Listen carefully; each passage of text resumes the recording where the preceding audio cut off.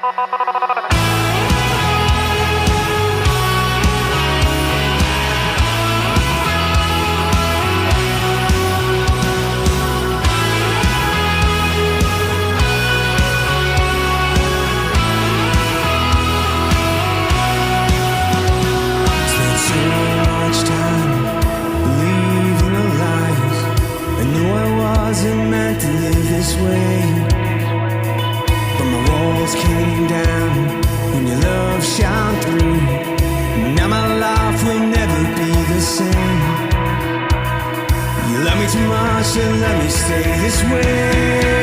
there, welcome today to the Spiritual Warfare Unit podcast. We've flipped the tables today, and we have Isaac, normally the host of Spiritual Warfare Unit, as our guest today. So welcome as the guest, Isaac. Morning, Aaron. How we doing? Hey, not too bad, thanks. And so Isaac has his Spiritual Warfare Unit podcast doing great things, and his audience, his followers are saying, hey, what's your story? What are you doing? So that's what we're about to do today, is discover some of Isaac's background, right? So if you haven't liked, shared, followed Spiritual Warfare Unit, please do so. Get out there, check that out. He's doing a lot of great podcasts, a lot of great work there. So we appreciate that work here from the UCAN studios. So, all right, Isaac. So how's things going in your world? Hey, how are ya? How are ya? So things are going pretty excellent, to be honest. Thank you for asking. Awesome. So, things change, right? We're just having this conversation Gee, buddy. before this started up about how life changes pretty fast. 3 months, 6 months, 9 months, a year, right? So we go back to January-ish, right? And it kind of switched gears and life was changed. So we're going to lead up to that. Yep. We're going to get to there. First things first, give us some background on you. People want to know, Isaac, where are you from? What do you do? Because that's what you ask. So, yeah, right. So give us some background there. It's a good question. So, because where you come from kind of dictates who you are, right? So, absolutely. I grew up in Flint, Stewart and DuPont, for those that know the area. Right. That kind of comes with some type of sign, right? Well, as long as you stay above the 80% murder rate in that area. Right. So, yeah, that was the north side. Okay. And I was there till I was 7. And then my parents got divorced. My dad worked at the shop. My mom stayed at home. And stayed with my mom for 4 years. And we kind of moved around. And she struggled with addiction. And so we were constantly moving, right? Every school semester. And so we did that for 4 years. And then so let's talk about that for a second. Yeah. So as a young person, we always say, man, as soon as they can get their schedules and be able to have a program and a regimen and they thrive in that environment. Yeah. Here you are being plucked and pulled and new circumstances, new circle of friends, new influences, just in and out. Makes growing up kind of hectic. Well, you're always the outsider. Like, you're always the new guy. And so you got to you just adapt, and you don't really vest in people because you know you're going to be leaving soon, so there's not really a point. So you just you live on the outskirts of things, and it was a very violent part of my life growing up. My mom really struggled with her temper and stuff, and so that ultimately turned out to be a positive, though, because given a couple of really dark situations that happened my mom signed over custody to my dad when I was 11, so I was able to go stay with him, which was a much better environment. Okay, so we have a little bit of chaos, a little bit of transition, regular transition. You do all that. So never easy as a child, right? But I always say how we grow up, you can use it to motivate you to do great things or to justify the bad things. Yeah, absolutely. Right? It's a fire that doesn't go out that you can use for whatever choice you make, right? For better or for worse. Yeah, right. All right, so let's flip the switch here. Now we're headed to, let's just say, age 11. Yeah. Things worked out court-wise, custody-wise, et cetera, and you ended up with your dad. My dad, my stepmom, yeah. Okay, so where are you at with your dad? Right, so we were in Davison, lived in, little town, had your friends you played baseball with and basketball, played sports, nobody's perfect, but it was safe. You didn't run out of food, and Simple things. Yeah, and when you've made a peanut butter and jelly on a hot dog bun, as an 8-year-old, you're like, anytime you can get some extra, Something with some meat. absolutely. So it took me a long time. I'm no quitter, but definitely like my food. Gotcha. So. Same here. I'm guilty, right? So, all right. So, 11 years old. Do you settle into then like a middle school program, junior high program? Right. Good question. So, I went to a parochial school, Faith Baptist in Davison. Oh, yes. And settled in. It took. I never really socially, like, I did sports. So, like, in our classes were like 20 kids, everybody knew everybody. But my dad was a blue collar, shop kid, and there's the rich kids, and it just, you don't fit in, which is fine. And then you do sports, but it was my own, like, growing up, going through the circumstances I did as a kid. Like I told you, you sit on the fringe of society and you kind of watch because you don't get to vest in it because you're constantly moving. So I really struggled with that kind of stuff. And then, getting out of finishing up in high school, I didn't really have any major big issues happen. I didn't get in a lot of trouble. I did sports. I stayed out of trouble. Did soccer. We won the state championship. And I got to be the captain of the team, which was great. Nice. Yeah. And sometimes it's the sports that create our identity, right? When you talk. Well, it gives us an access point to outlet all of that frustration, right? Like for me, I would go to the gym just to get rid of the anger and frustration. And when I was out on the field, everything else go away. And just for a little while, you can just... It's a sanctuary. Right? Yeah, and those lines keep you from me, and I get to do something I enjoy to do, right? Absolutely. Sports is a great identifier for people. I think sometimes we need to be careful that that's not our only identifier, but a lot of young men build their reputation and their popularity and their life skills through athletic competition from the time they're young till they get older, right? A lot of parallels to life inside of a sports competition, right? No matter what it is. Allegedly. I'm going to agree with it. I grew up the same way in sports, and I know there's a lot of parallels, a lot of life lessons. Yeah, you were awesome. Still are, even though you don't need it.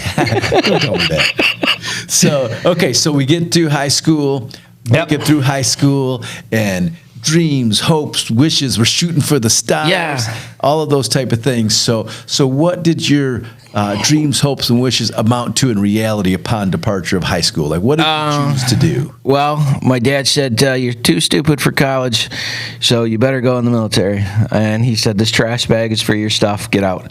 And I was like, oh, all right.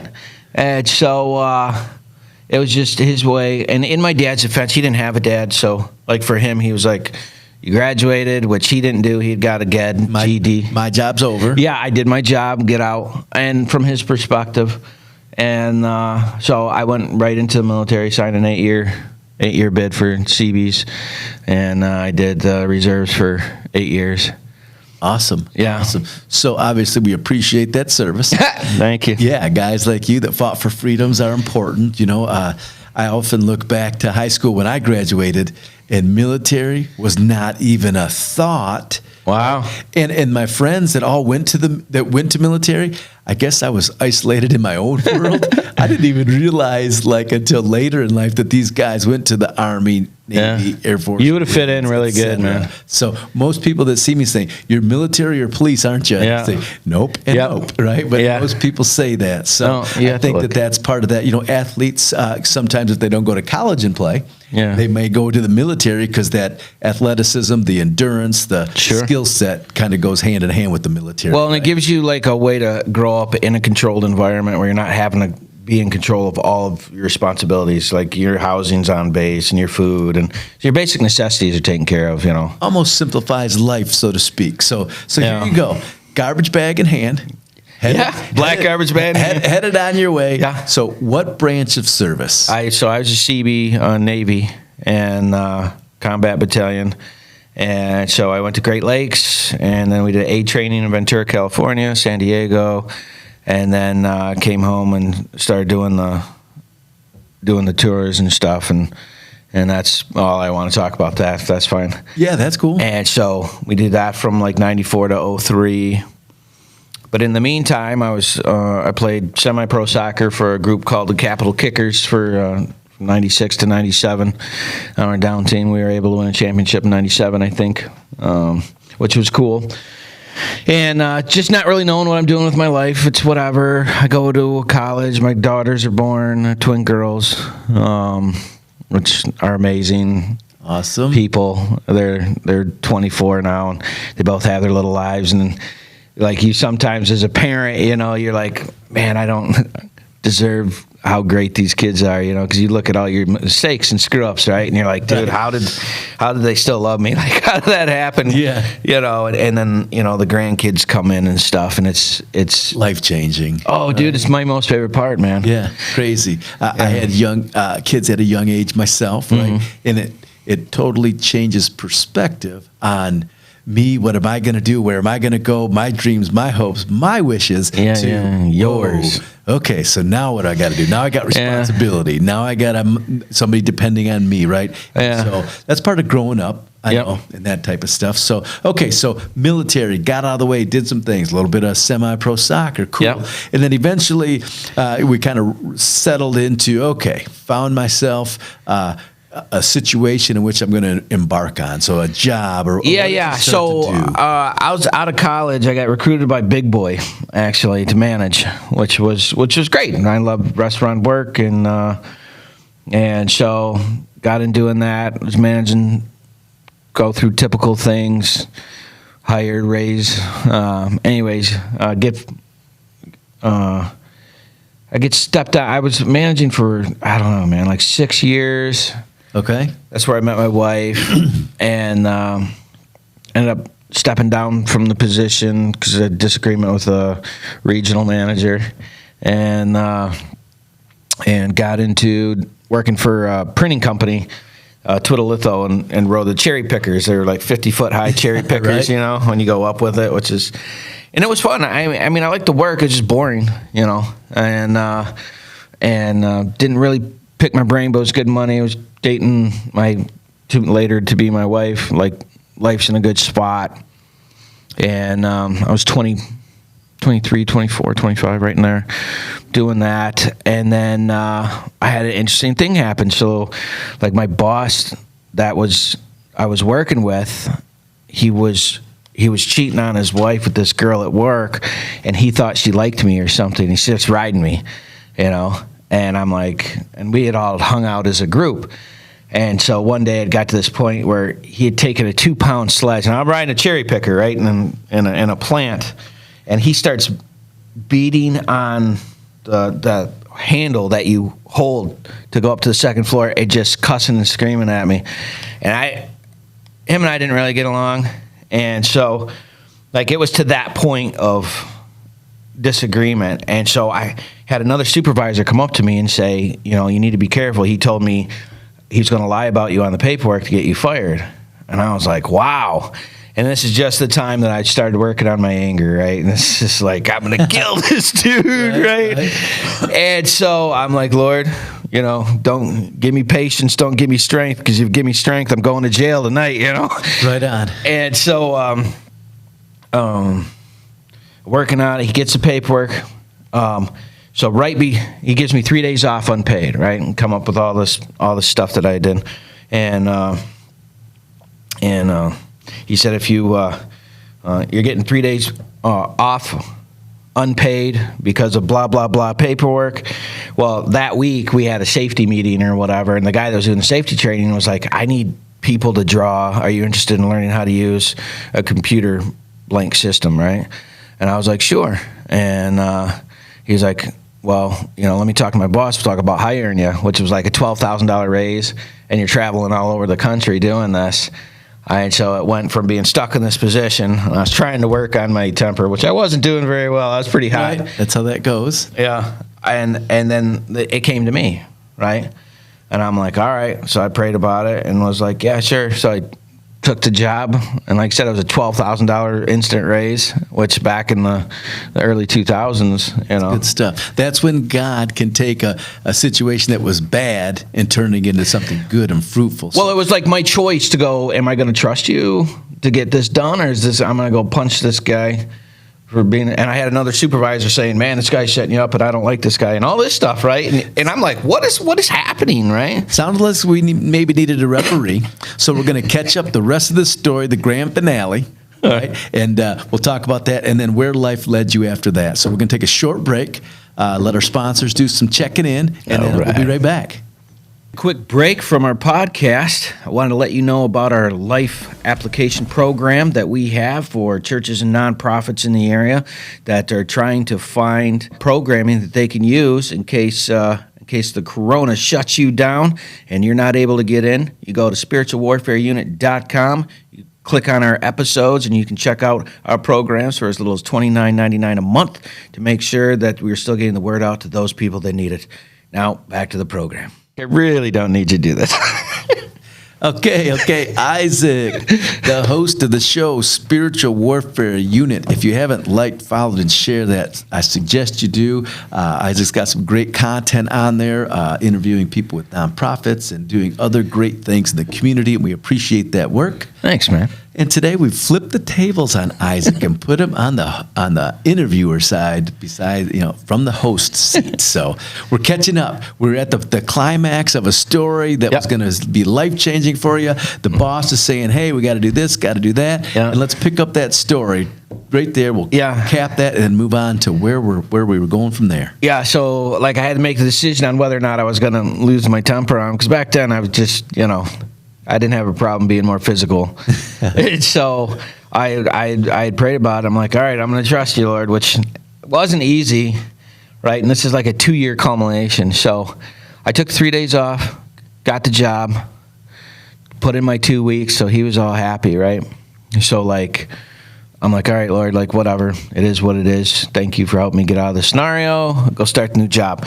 Well, it just so happened 6 months after I started, I had to go back there to do a lockout tagout placard for one of their machines they had just bought, right? And so I go in there and I'm like, oh, hey, where's boss? And oh, you didn't hear? I was like, no. They're like, yeah, his wife found out he was cheating on him and left him, divorced him. The supervisor went and told the vice president that he put bad paperwork in on you and set you up, and he got fired. His kids left him, and his dad died all in 6 months. And I was like, wow. I was like, I hope I wasn't the benefit of that. But karma is a biblical thing, right? The acts of a man will return upon himself, right? So we're in there, and that all happened. And so when someone's as a Christian, oh, I'm going to go take care of this. Let's just pretend from my perspective that God was protecting me in that environment, and I was learning something. So I trusted him with my action. And then God said that the verse says he fires a coal on their head, right? If that's fires a coal, his whole life got crushed. I couldn't have hit him that hard or responded that hard. And it taught me this lesson that was man, if the Lord's going to take care of it, then I actually don't have to defend myself, right? Absolutely. And it became this mantra that I started using. So that was kind of neat. And that was, when that job I started working on was it was a lockout tagout company, and I started engineering, and you would fly to Connecticut or New York or California, Texas, all over, and the little "You Are Here" signs on the machines, and it shows you where the stuff is that nobody pays attention to keep them safe, right? I made those, right, and we made them for, everybody, military companies and every car company you can think of. We did it in there. And so after a couple years doing this, I get we would inevitably stuff goes wrong, shipping goes wrong, things go wrong. Right on. And we had this incident in Alabama where this kid had been working there, and they called us and were really mad, and they said, Isaac, can you go down there and figure it out, right? And it was a $1.5 million contract or something. So I got to go down there, and I'm with this other team of guys, and I just went in the office. I'm like, hey, what's the issue? And they're screaming and yelling. Yeah, and I didn't do it, so it was not personal. Right. And I'm like, well, what do you need done? I made my list, and then I would do whatever, And if they want you in at 5 a.m., fine. They want you in at, you tell me every 4 hours where your people are and what you're doing, whatever. Didn't matter because they were already mad, right? And then you fix that problem, kept the contract. President brings me in. He's like, how did you do that? And I was like, how did I do do what? You know? And Right. he was like, how did you get them to not drop us? And I was like, well, I just asked him what he wanted, and then I did what he asked. And then that was it. And they're like, oh, we're having this other problem, right, out in California. And I'm like, this is right around 2008, right, where everything's getting ready to smash. Flat. Yeah.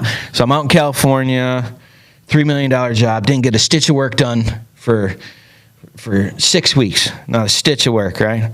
Get in there, get a meeting with 52 different managers. Vice president's like, oh, I'll be on the phone with you. 10 minutes before the meeting, the vice president calls, yeah, I won't be able to make it. You let me know how it goes, right? And I'm like, Thank you. oh, yeah. I just feel like I got hung out to dry, right? Yeah.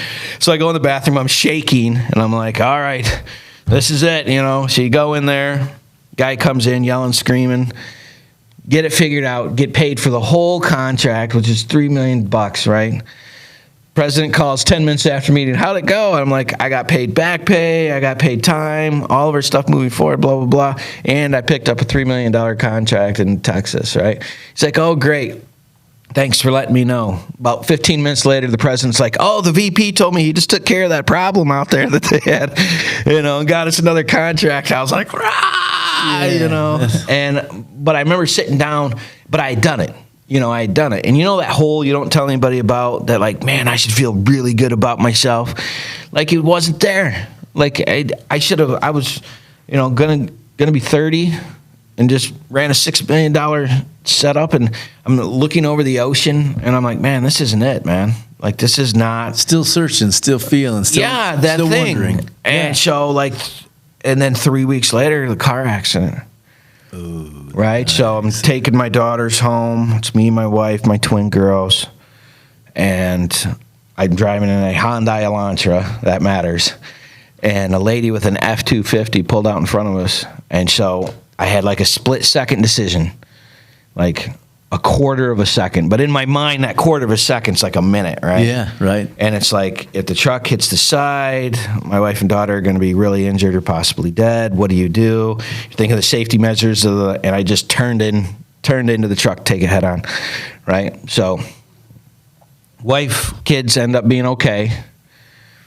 I died on scene.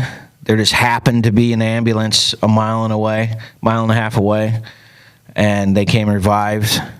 And I didn't like have a moment. I didn't see Jesus or angels or anything. Like, I was laying on the concrete, and the clouds turned like purple and yellow and green, and all of a sudden the concrete in the middle of July just stopped being hot, and I was very calm. And I remember the last thing I said was, I did okay. Like, I did okay, right?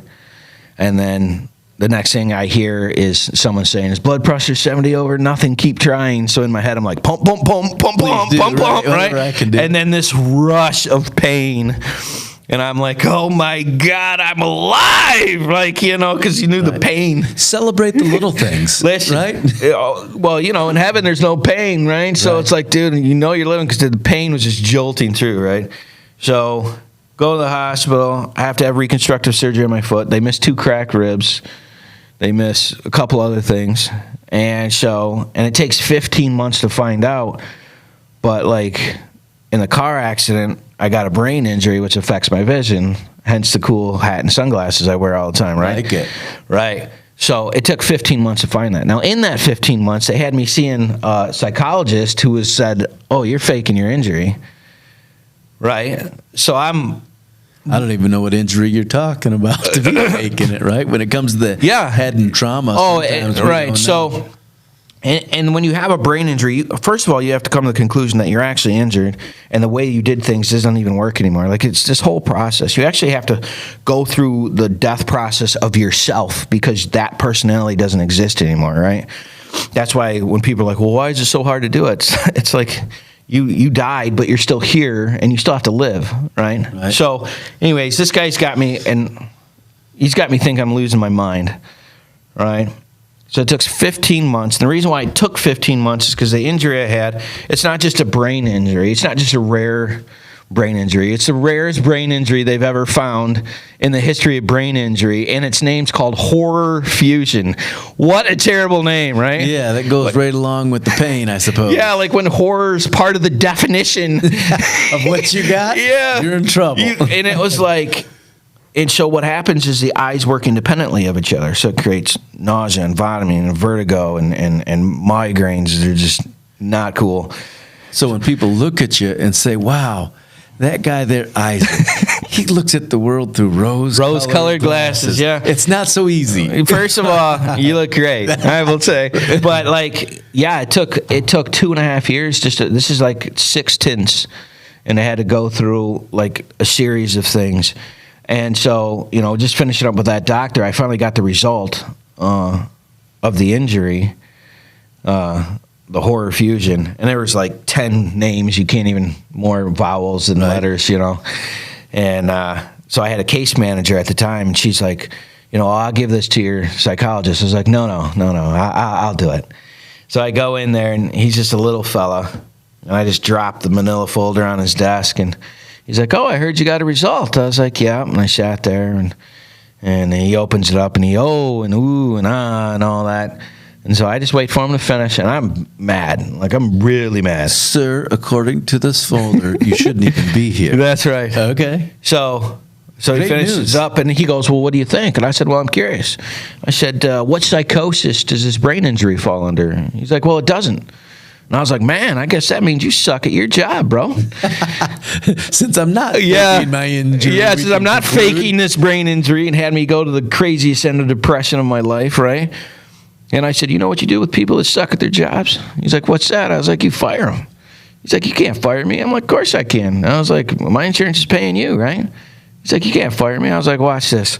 So I grabbed my phone, I called my case manager, and I was like, hey, you know that jerk you had me seeing? And I'm looking right at him. And I was like, you know that jerk that you had me seeing? I almost committed suicide with? She's like, yeah. I was like, I don't want to see him no more. He sucks. She's like, okay, I'll take care of it. Just hung up, and I said, since you're going to charge my insurance the other 45 minutes at $225, I was like, we're just going to sit here. And for 45 minutes, I just looked at him. Didn't say a word, just looked at him. It was the most awkward. Through. And it was, people are like, Isaac, that's rude. And I'm like, yeah, probably. But from a brain injured standpoint, it made sense. Right. So. And the effects of that brain injury, right? We can talk about it in light and all of these things. But boy, what stifling limitations sometimes it gives you, things that are out of your control that do affect you, that you have to go seek shelter. Just so many nuances to a brain injury that if you're not familiar with, that you don't understand. So it takes some getting through. So here's what we're going to do. We're going to take another break. All right. Right. Let our sponsors get another word in. So in the break time for our viewers, like, follow, and share Spiritual Warfare Unit, and make sure that you look at some of his other podcasts that are out there. We have flipped the script on Isaac, because the people, his audience out there are saying, Isaac, what about you? You're getting all this information about everybody else. What about you? So we were catching up here. Let's talk a little bit about this brain injury. I know me and you kind of chuckle about it because it's rare, you've outlived it and all of these things. But it got pretty serious there, obviously, in a lot of things. So let's start with you finally got a diagnosis, right? So you get a diagnosis, then they're going to give you this and then say, here's what you can possibly do. Yeah, so the diagnosis is called horror fusion, which... Are you saying horror? Like horror movie. Horror. Yeah. Okay, that's a bad situation. Yeah. When that's your saving grace. That's what the defining word. It starts with horror. It's like, oh, there's some good news. Yeah. So it's called horror fusion. So both your eyes work, but they don't work together. They work independently. So like imagine a chameleon. Yeah, but the information is coming in at the same time, but it's not coming in the same way. So your brain is just freaking out, right?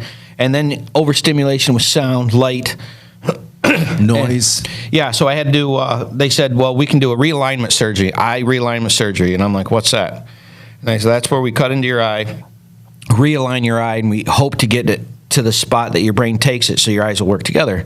I'm like, what's the percentage chance of success? And he said 0.5. And I was like, 99.5% chance it'll work. He's like, no, 0.5% chance that it'll work. 0.5 of 1%. And I'm like, let's do it. So I get I mean, you were saying, do you got anything like with 1%? No, this is the shot. This is what you got. Shot is 0.5%. So here's what the surgery is. They strap you down on one of those chrome things with the light leather from head to Gurney. from head to toe, like I was Hannibal Lecter. Right on. And then they wheel you into the surgery room, and they put you in what's called a night sleep. So you're knocked out, but you're still not knocked out, right? And they take this wire, they cut in through the white part of your eye, wake you up, adjust it, knock you back out, and finish up. That's cool.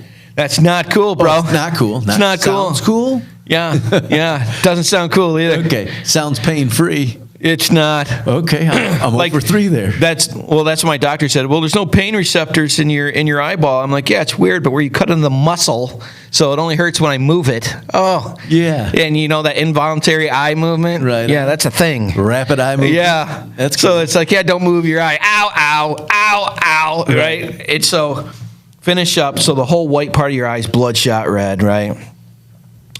Get done. Didn't work. Schedule another one. Didn't work. Schedule another one. Didn't work.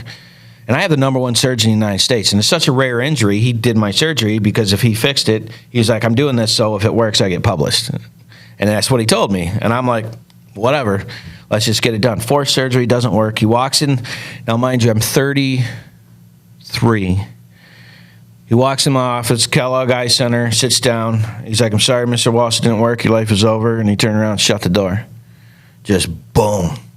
His assistant's crying over there. I had to console her on my bad news. And at that moment, I was like, what does that mean? He's like, well, no one's lived past 20 years with this injury. You won't work. You won't drive. You won't be social. You won't be able to go out in public. You won't be able to go out and do things. At that point. Nothing. And I'm like, oh, that's not true. And I was wrong. It was true. I was on a bunch of medications. One that made me allergic to the sun, but I had to have it. So I'd go outside, and my skin would turn purple like within 20 minutes. The migraines were so intense, I couldn't leave the house for 7 years. So I'm in my house. 7 years. I'm in my house. Surgeries, therapy, rehab. Got very good at video games because there was nothing else to do, right? And I just got to this point where I was just suicidal. And so I got to this position where I was like, this is bull crap. I don't deserve this. I'm always in pain. I'm throwing up every day because I'm motion sick. And I was like, Lord, this is it, man. Like, I planned out what I was going to do. And I'm sitting on my steps, and I'm people who know me, I'm a go person, right? I either do it or don't do it. You don't have to question. Right. Yep. And I'm like, this is it, Lord. Like, this is it. And I'm sitting on the steps, and I go to stand up, and I'm like, if you're real, this is the time. And this little voice was like, all things work together for good. And I pointed my finger to the ceiling, and I was like, you prove it. And then the next thing I heard was, what do you want? And I was like, I want wisdom, right? Being brain injured, and people just assume you're ignorant. And I was like, I want wisdom. And he was like, all right, you give me a shot then. And I was like, fine. I was 100% shot. And I started working on this program, right? And I didn't know how to communicate with people. I went 3 years with saying everything that I thought. Imagine how many people want to be around you and, does this make me look fat? Blame it on the brain injury. Yes, it does. I actually have a couple friends that act that way anyway. They don't have an injury? And they just say, blame it on the brain injury. Yeah. Not my brain injury, the brain injury. Yeah. So they kind of, but it's funny, but not funny. Yeah, right? no, it's horrible because the judgment that you get from people, and then, you don't have a scar. So, even having, a handicap thing and you're going in and you're not feeling good. It took me 3 years to get my license back, right? So I use the Bible as a what to do book of how to be able to communicate. And my whole personality was gone. So I had to look at it, which was a blessing and a curse, right? Because it was like I had bad habits prior to the car accident. Like I said, I had a temper, and I was a yeller, and all. But it allowed me to look at it and go, why do I do that? I don't like yelling, and I don't like being yelled at. Why do I do both of those things? And so I just started taking inventory of what I do correctly and incorrectly, and then I found through my studies in Proverbs how to handle these things, and I was like, you might as well try it, right? So having a temper, first one was a soft answer turns away wrath, right? That's a verse. And I'm like, so if I, in real life, talk softly while someone's yelling, then they'll calm down. That's basically what that means. I was in an argument with a family member, and they're screaming at me, and that clicked in my brain, and I was like, oh, let's try it, right? And so I looked at the person. I said, listen, I can hear you. Just like that. And the person across me was like, I know. And they calmed down, and I went, oh my God, it worked. Can you believe it? I couldn't believe what it. The Bible says is working. And it wasn't like knowing the verse, it was trying it. And I was like a soft. So if I speak softly, then that person's going to calm down. I'm like, man, that was cool. What else can I do? And it just came out with this whole list of stuff. Awesome. And that's a major life lesson, right? Yeah. Knowing things, reading things is one thing. Even believing in something is a thing. Yeah. Implementing it into life and trying to make it work for you is a whole other thing. And I think that's kind of some of the premise behind spiritual warfare unit. Yeah. Like biblical life applications to you. Yeah. So like doing it in real life works. And so then I was like, man, how much of this stuff works? And if it's been working, why haven't I been doing it in a way? And I started identifying, man. Like I struggled with lying and with anger and with hatred and communication and jealousy and envy. And I was like, dude, I suck at all this stuff. And I'm like, all right, how can I get better? And so once I identified that I did struggle with those things and then implemented the solution and said, well, let's just see if it works. Let's just see if this is true or not true. Let's find out. And then I did it and it worked.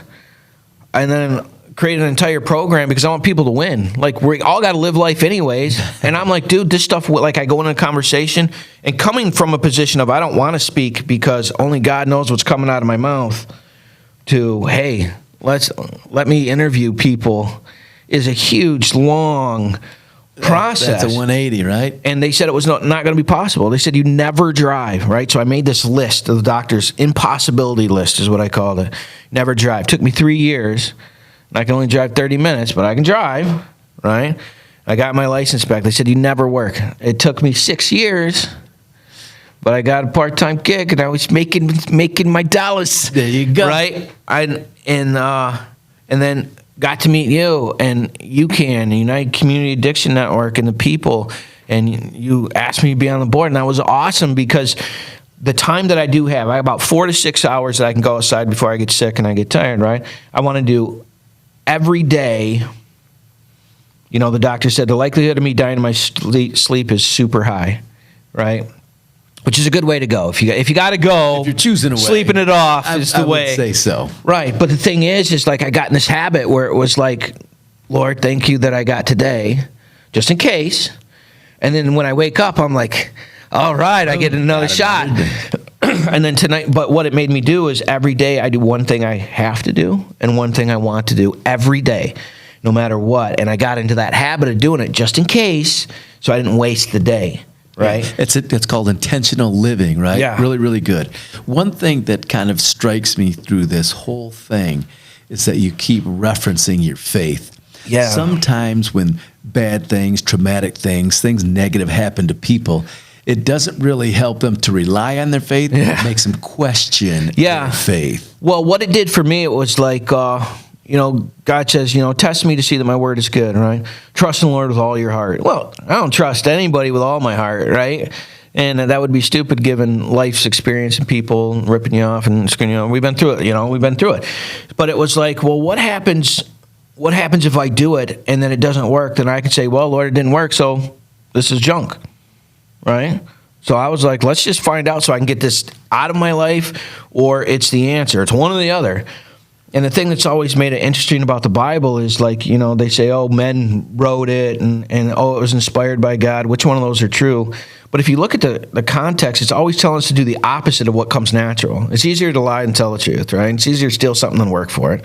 And it's telling us to do these things. So how could men have knowledge that they didn't have to apply it unless God was working through them, right? Absolutely. And then if the Bible isn't accurate and doesn't have power, then why do you attack it? Because you only attack something that's a threat. Absolutely. And that information got into my mind, and once it started working, I was like, this helped me come through an injury that no doctor said I could do. And if I only have 20 years, I don't know that, but I know no one's lived more than that, and we're at year 13. So I don't have the time to sit, like, if you disagree with me and you don't like me, I accept that. That's one of the answers. But I don't have to get upset with that. And if I only have 7 years left, every day has to be something. And I know I'll drive you nuts. Because I'm like, what are we doing now? And well, it's only been 6 months. I'm like, yeah, well, time keeps it ticking, And then for my part, I got this D-sized battery that is just there because when I died, I said I did okay. I don't want okay. That's not what I'm looking for.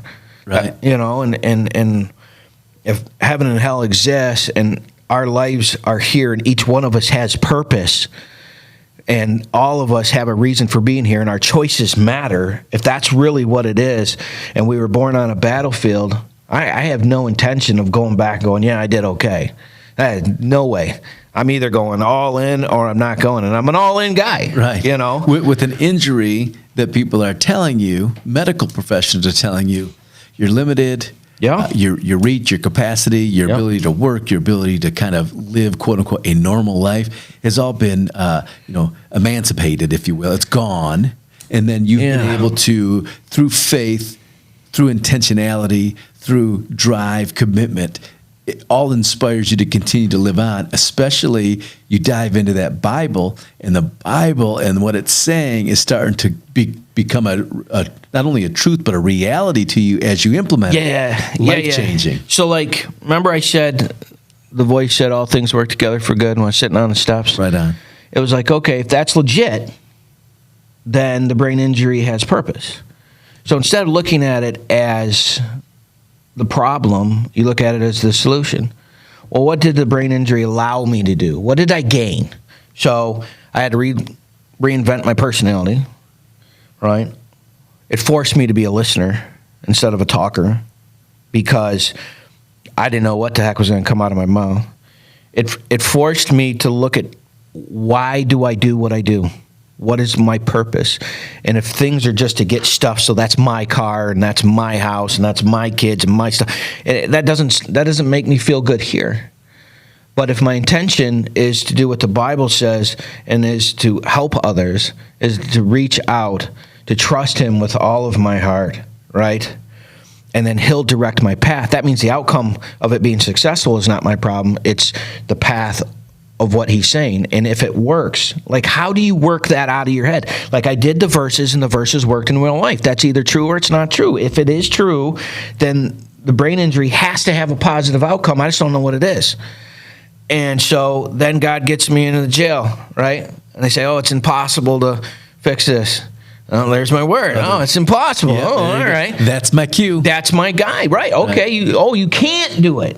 All right, here, hold my Coke. Let's just see what we can do. And then you go in there, and then God does it. And it's like you're using a guy with a brain injury to get this done. You're not using a genius or a scientist or a doctor or some double PhD pastor. You're using me. Right. And that is critical. And what you've experienced has a parallel to our world in the addiction world. Yeah. Once something traumatic happens to you and you do some self-resolution, and then you try and find, why did this happen? Why am I doing this? Do some self-inventory, and then create your motivation, and then find a way out through it. That can happen with anything that we're in. So we're going to catch up at the Forgotten Man Ministries, venture into the jail, and then what you're up to now when we come right back. So share, follow Spiritual Warfare Unit, and we shall be right back. Hey, it's Aaron with you.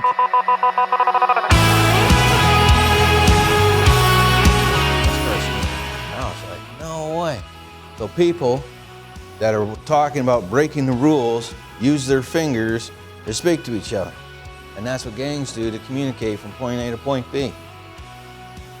It's almost like this has been in the Bible for 2,000 years. And people feel like it's a new thing. That is unbelievable, isn't it? That things that are happening in your life today are in here from 2,000 years ago. That's very weird. You love me too much and let me stay this way. Jesus, there's freedom in your name. All right, welcome back to the Spiritual Warfare Unit podcast. Guest host Aaron from UCAN. today we flip the tables and have Isaac on the other side of the table. Yeah. And we're kind of getting your information out that your people are wanting to kind of hear about your story, what's Yeah. going on with you. So we've had a great time so far. We're going to catch up real quick on, okay, here we are. What's the next challenge in life? So you Yeah. venture into Forgotten Man Ministries Yeah. and kind of begin a segue there, a stint there, Yeah. kind of just seeing where life goes. Yeah, so I get in and I'm doing like an hour a week when I started volunteering, and I would be sick for 2 days.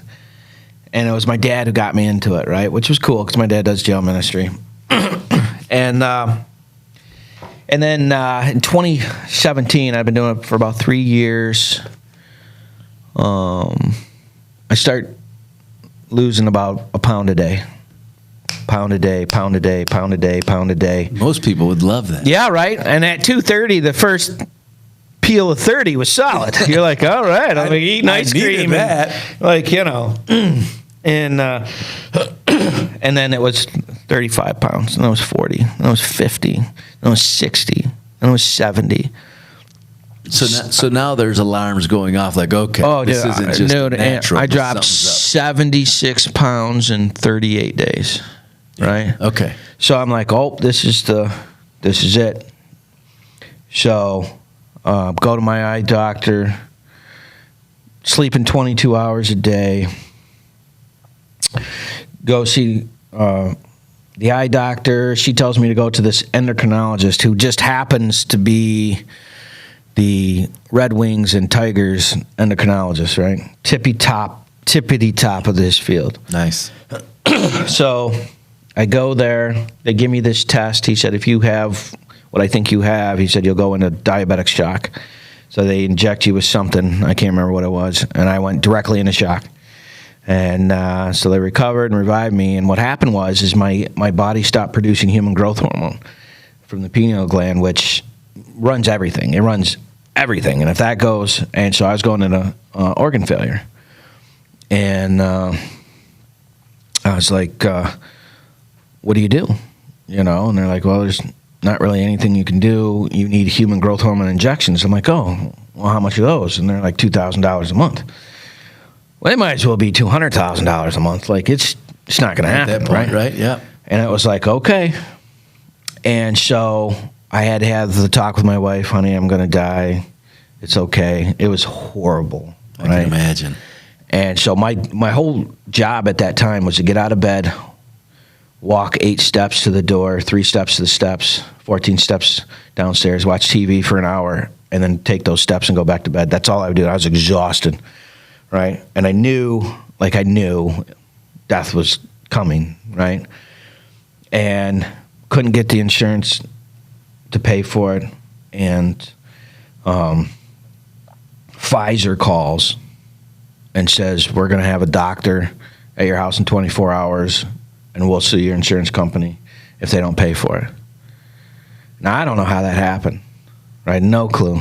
So I start taking it. Now, while this is going on, my dad decides to tell everybody that I'm faking my brain injury because I wanted attention. And a lot of times people will get mad, like, I can't believe your dad did that. But let's look at that for a second. He's stressing out and doesn't know how to deal with my injury. Right. And then I'm dying. And he doesn't know how to deal with that. So he doesn't want to deal with it. So his reaction was denial, which is a pretty normal human response. And so when I've told the story, people have got frustrated with him. But really, his response makes sense because he didn't want to deal with the fact that I was hurting. But it did create stress, right? So I'm on the verge of starting to come back from organ failure, and I'm dealing with that down at work. And I almost committed suicide over that one too. But then I got to this point where it's like, just because someone says something about you doesn't make it accurate. So why am I upset? And I didn't have a good answer. And I was like, doggone, I don't have to be upset, you know? And then in Philippians, it says, you know, be anxious for nothing. It means not to worry, but everything with prayer and supplication, which is an old English word, a humble request. Prayer is talking to God. So if I don't want to be anxious, I talk to God. Prayer, humbly request what I want, and then the peace that passes all understanding, right? But it says everything in there. That means things that are negative, right? So I literally had to thank God for things that appeared negative because he knew why. Like, why is my dad saying this? It's crazy, right? But at that moment, when I thank God for it, that's automatically forgiving my dad for the scenario. And then I provided peace, and I'm like, he's going to give me an answer to this, right? So while all this is going on, I get hired at Forgotten Man Ministries, right, on a fluke. Just happened the way it worked out. And they were like, this place is too political, hasn't ran right. Everybody and their brother told me that, right? And within 3 years, it turned into a training center, right? And then January 6th of this year, we had a new boss. He'd been there for a couple of years.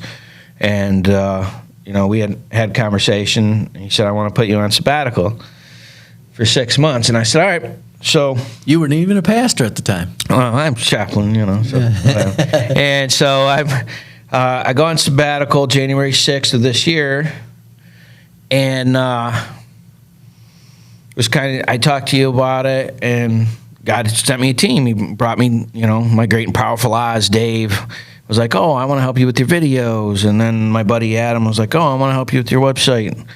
And my wife said she'd get aboard, and my other buddy was like, oh, hey, I can help you with the podcast. And within 30 days, we were doing the podcast. Within 60 days of that, it was turned into a television show, right? And we started using our programs inside jails and drug rehabilitation programs, and churches have taken it.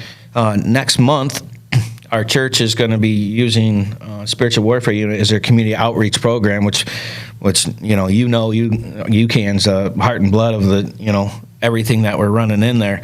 So from January 6th to now, we got a television show, which is this podcast, and then all the nonprofits that we partner with are on our website, in which we got 16, right? So if you're looking for anything, right, you start with the UCAN, United Community Addiction Network, with therapy, drug rehabilitation, especially therapy. I want to say that twice because it's a big deal, because you can just do it on your phone, right? Right. So, right. And then the housing, and then there's food, and there's parenting classes. I even got a school, people help with medical stuff. So then going to the churches, because you can get them through the program, right? You get them through the program. They do the housing, they do the rehabilitation, do the thing. But to extend that sobriety, having a community that supports them with clothes and housing and church and relationship has to be there. Yes. For that to continue that, or else they're going to go back in that group. That's why what we're doing here is so important, because we're creating that back end once they go through the programs with UCAN and say, okay, we're handing you off, and here's a church that isn't going to judge you because you're not perfect, and here's a place that helps people that got young kids, and here's a place where I can help you get some training, and this is Pastor so-and-so, and he's going to help you out, and this is his buddy Bob, and you're going to fit right in. And we create that for them, and it extends everything that the United Community Addiction Network works with the sex trafficking and the veterans program and the dog program. And what we do is create the environment that needs to be there for the people that are struggling, whether it's coming out of jail for jail reentry or drug rehabilitation. So when they get the roots of and learn what they need through those programs, we're sending them into a community that accepts them for their mistakes and loves them and help them to succeed, and getting them out of that environment, and extends that spiritual change from point A of problem to solution, right? Right on. And that's part of one of our UCAN's biggest premise is being able to have the community for that longitudinal care. Yeah. And UCAN has to be focused, right? We have a lot of things going on fighting substance use disorder, but there's a lot of secondary services people need, like you mentioned, housing and soft skills like budgeting and resume building and job skills, those type of things. And that's where it was a perfect alliance for us. Is you can help us with our spiritual side of things, with our spiritual warfare unit inside of the jails and other places. But also, once somebody does get through our program, we have that connectivity with you during the program to say, okay, Isaac can help us with any secondary resources you may need as well. Yep. So it's more comprehensive care we can provide. So we appreciate the nonprofit building that you're doing, because obviously when we're one and the same, it's almost like we have that resource available to us, and that obviously magnifies what we can offer people by far. So that's a instant collaboration that made good sense. Yeah, and I love doing it. It fills that hole I have here, and just in 6 months, I mean, we get 40,000 views on a television show, a week, and we're giving stuff out to people that, I always tell people, help us, help you, help people, right? Because everybody, what do you always say? Win, win, win, right? So if the people watching can get a win, because if they can need help, they can get it. If they don't need help, but they know someone that does, they are now the person that can get them that help, and it's no cost to them, and it provides like the super great thing. So in an essence, when you look at this, like the arc of my story, right? If you look at the brain injury and you look what we're doing now and the stuff, like we're just inventing jail reentry ministry and the secondary support program network for drug rehabilitation. If I wouldn't have been in a car accident and had a brain injury, none of this stuff would be happening. So when you look at it from that perspective, was the brain injury the best thing that happened to me or the worst thing? I think it kind of goes on your perspective, right? I think your premise, and we can see this through your story, where God is around and leading and guiding and overseeing and protecting you and your family during this. I think when you're a guy like you that believes and commits and follows and says, what am I to learn through this? Yeah. This will open doors and open a Pandora's box in which you never even thought possible, right? So that would be the premise of what you've experienced since January, because, we have some similarities in stories as far as taking that leap of faith or making that change in life based on, man, everything was kind of good. I really don't know that I was looking for this, but you know what? You adapt, you move, you deal with circumstances. A lot of times our worlds are fluid. We come and we go and have to have that ebb and flow to be able to be stern and directed, but yet not concrete enough that we're not listening to or following God's advice through this. So that's one thing in hearing your story today that resonates is there was always that faith and that communication with God. And I'm sure when some people may question their faith when they struggle through things, it's really a time to not only embrace your faith, but build your faith and have the courage to make change. Yeah, it's honestly,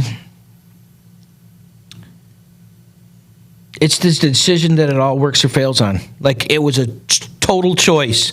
Either I believe God and this injury, which is horrible, has merit, or that's crap. One of these things is, and being hyper logical, I had to find the answer because I wanted to move on. If it wasn't true, I wanted to go, I tried that. That was, and believe me, being a person who understands what it's like to die, like, this all ends.